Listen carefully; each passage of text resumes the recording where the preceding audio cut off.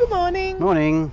Welcome to Vilnius, Lithuania. Country number 11 for us in Europe. Did you know that? No, I didn't. Someone's counting. Definitely. My goal, one of my goals in life, is to do every country in Europe. Heads up, darling. Mm-hmm. That's a few. We've got a few to go. We've got about 31, I think it is. Today, we're in Lithuania, obviously, in Vilnius, in the capital. We will be doing the markets, so that video should be out by now. And we're going to see what we can see in this beautiful city, plus Christmas markets in one day. So come with us as we explore Vilnius.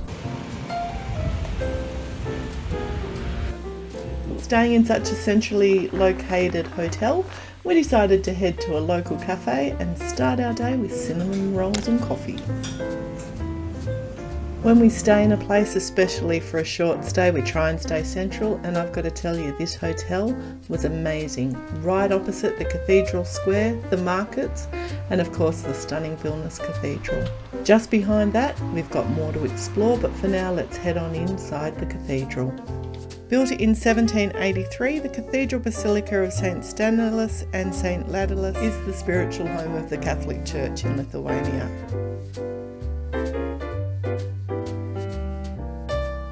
We just went inside the cathedral and it's quite different, all natural light, so it was quite dark. Hopefully the footage is okay. And but really, I really love the colours and the paintings and the peace in there. Really peaceful, really lovely. It's a bit of a dark day here in Vilnius, a bit grey. This is the palace of the Grand Dukes of Lithuania. Grand Dukes of Lithuania. The castle was built in this place 13th, early 14th century, and Vilnius became the capital of Lithuania in the first half of the 16th century. During the reign of the last rulers of that dynasty, Italian masters rebuilt the Gothic castle into a Renaissance palace. In the early 17th centuries, the rulers of the Vavas dynasty reconstructed the palace in an early Baroque style under the command of the Italian masters. In the 16th and 17th century, the palace was a political, diplomatic and cultural centre. There's the tower. Or are they ravens here? Do you know what kind of birds they are? Let us know in the comments below. Haven't seen a train yet. Hope it's running. We were going to climb or catch the vernacular up to the top of the hill, but unfortunately it's out of order and everybody is too sore to attempt the walk.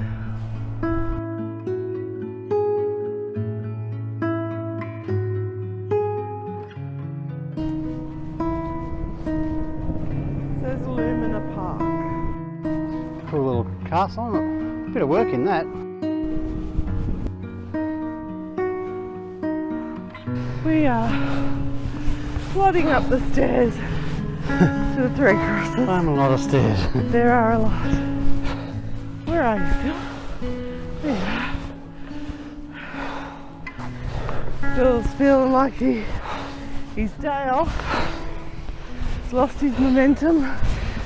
He's not match fit anymore. Isn't that right? Yeah, it's a poppy knee. They really are only just not the smallest step I think I've ever seen on a set of stairs. Wide tread, really small riser. See what I mean? Quite small. Look out these breathing boxes. Yeah. In the trees, there's quite a few of them floating around. The final ascent to the Three Crosses.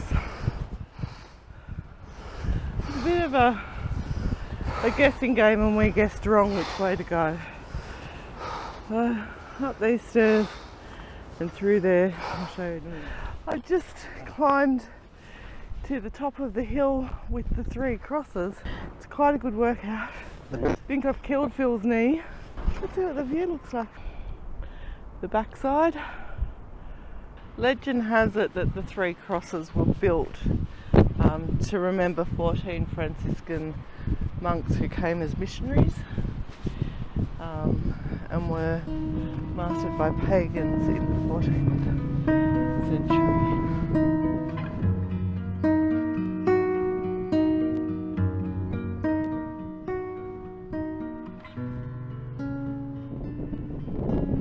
This is the view from Three Crosses Hill, looking across to the Gediminas Castle.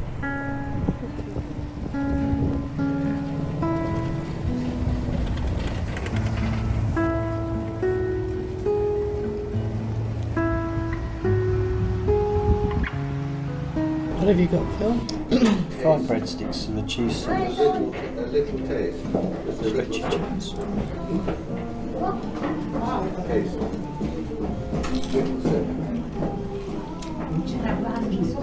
Tight menu.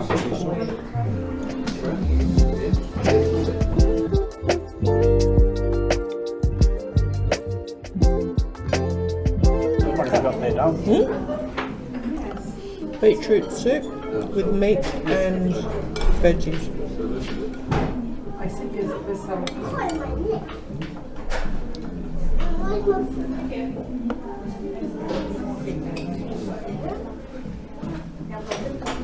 It's quite different to the one that I had the other night, but really nice. I think the extra veggies and meat adds a bit more depth to it.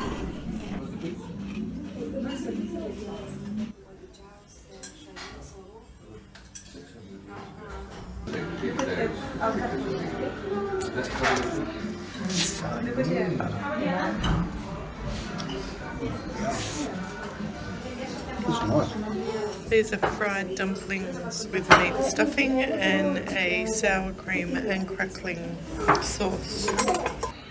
I haven't got much meat on this one.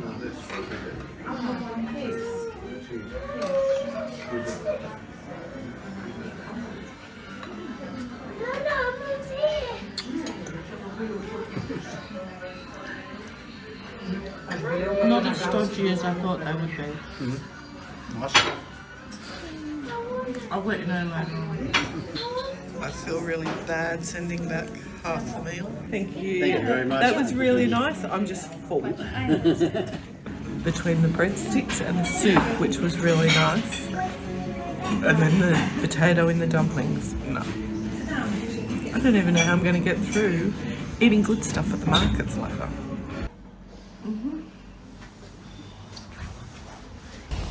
Phil and I were just saying these look like the Lithuanian version of a Boucanese in Paris. You know those little green boxes along the Seine?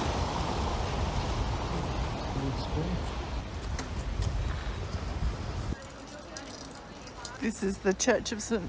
Nicholas. It's an Orthodox church.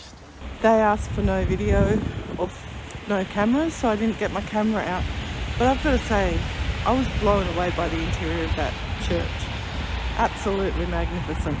I'm really enjoying Vilnius. It's just really pretty. They cover their fountains and water features, protecting them from the harsh cold winter. This is the Vilnius Town Hall, very prettily decorated. So many elegant old buildings in this town.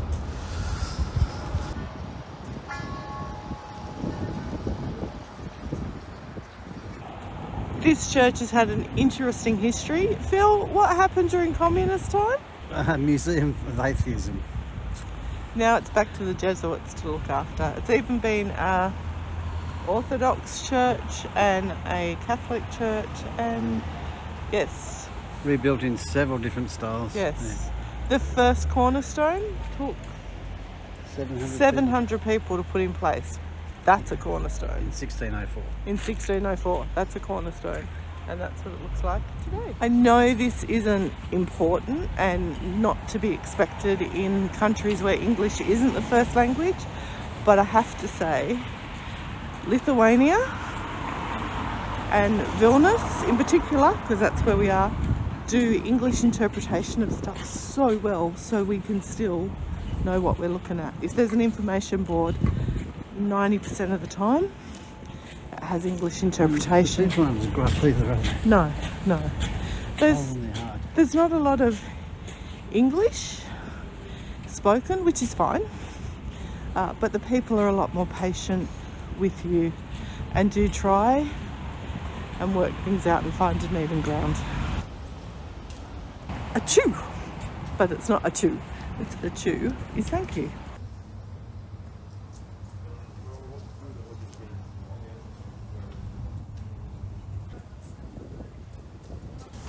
So for a short period of time this was part of the Jewish ghetto. I think this was part of the larger ghetto. There were two ghettos, but a lot of the Jews in Lithuania ended up being murdered. The Church of the St. John's, or the Church of John the Baptist and St. John the Evangelist. This church dates back to 1387. Well, not this building, but the church.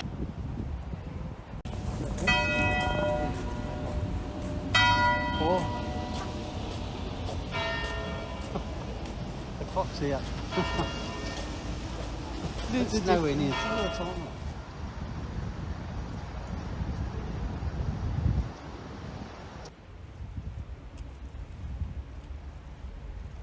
How cool is this? There's a couple of these in the park advertising an insect thing they've got going on. The top end of the park is this cozy looking restaurant area. I walked as far as I could, but the trees are just stopping you from seeing the Three Crosses Hill from this part of Vilnius. So I know that we could see them when we went for our walk today, and I think I got some footage. I just thought it would have been nice to see them lit up at night, but I guess that's not going to happen. That gold in the distance is the Christmas tree. There's another one of those things.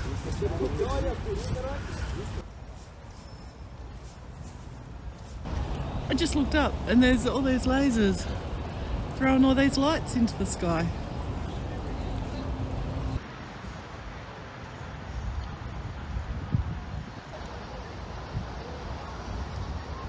This wreath, when we walked through the church this morning, there was a guy building this wreath. And tonight, it's hanging proudly on the front doors of the church. Doors are huge.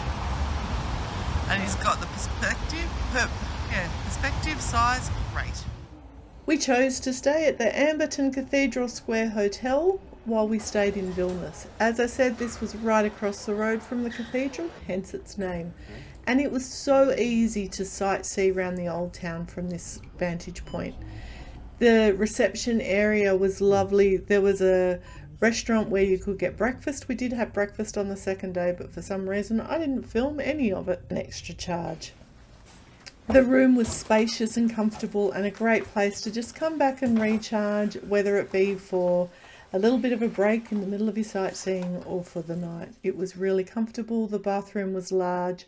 My sister stayed in a single bedroom on another floor, and it was a great little space for her as well, although she did find the tilted roof a bit hard to deal with.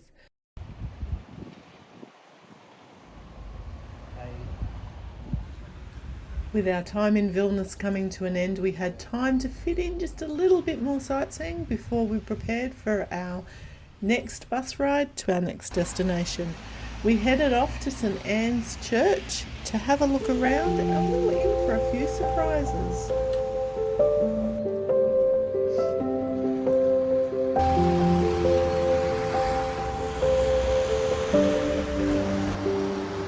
Check out the different bricks. I wonder how the brickmakers felt about a bear and a dog visiting their bricks. The things you find in a church courtyard. A teepee. And a tree in support of the Ukraine.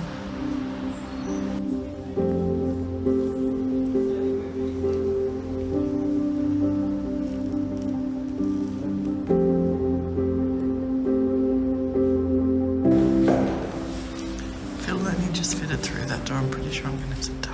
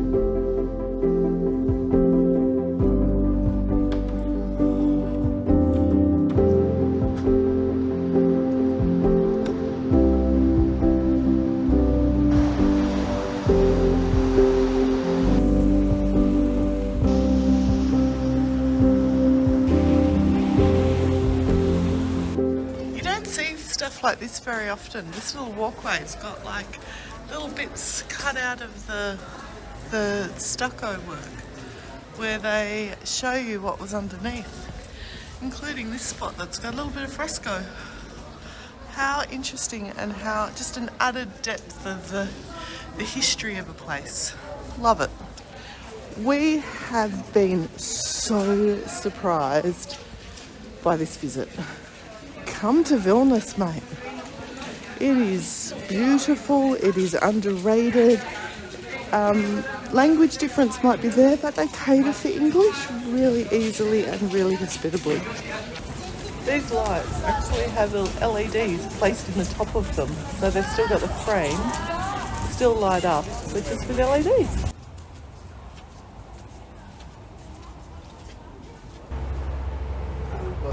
Our time in Vilnius has come to an end.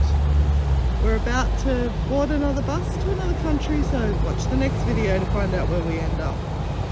But we've had an awesome time. We had a lovely time. Yeah. Wish we had another Vilnius day. is very nice. Yeah, Vilnius, give it a couple of days if you come, especially if you come Christmas market time. There's so much to see. We didn't go into we went into a few churches, not really any museums or anything. Couldn't get up to the fort because the vernicula's broken. We probably could have walked in the end because 3 crosses was a big walk. It was a lot of stairs. But we've enjoyed Vilnius. Very much. If you've liked this video and you want to see more, why not hit the subscribe button or watch this video where you see what we did in Vilnius at Christmas. As always, thanks for joining us. Travel brilliantly. Bye.